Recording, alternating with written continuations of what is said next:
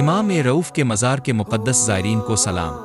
اب جب کہ خدا نے ہمیں امام رضا علیہ السلام کی زیارت کا موقع دیا ہے تو بہتر ہے کہ چند باتوں کو ذہن میں رکھے تاکہ ہماری یہ زیارت ہمیں خدا کے قریب کر دے۔ عظیم لوگوں کی موجودگی میں ہمارے ہاں ہمیشہ خاص آداب اور برتاؤ ہوتا ہے۔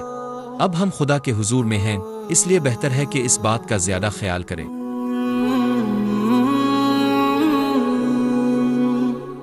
آرام اور اطمینان کے ساتھ چلیں۔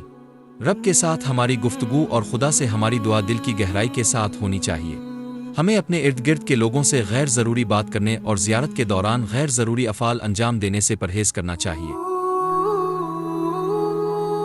ہمیں دوسرے زائرین کا خیال کرنا چاہیے اور کمزوروں اور بزرگوں کا خیال رکھنا چاہیے۔ اپنے لباس کا خیال رکھے کہ وہ اسلامی ہو۔ برادران محترم، نامناسب لباس پہننے سے گریز کرے۔ معزز خواتین کو چاہیے کہ وہ مکمل اسلامی چادر اوڑھ لے۔ بہنیں حرم میں چادر کا حجاب استعمال کرے۔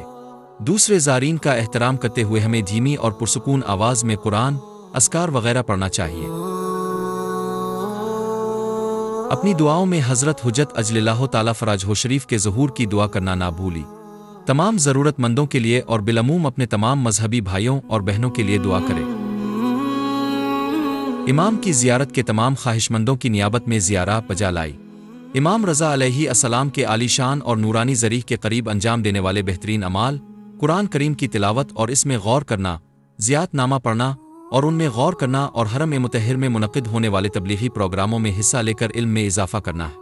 زیارت کے آداب کو بہترین طریقے سے انجام دینے سے ہم اپنی زیارت سے زیادہ لذت اور فائدہ حاصل کر سکتے ہیں۔ التماس دعا حاجی شبیر احمد شگری، خادم حرم مطہر امام علی ابن موسیٰ رضا علیہ السلام۔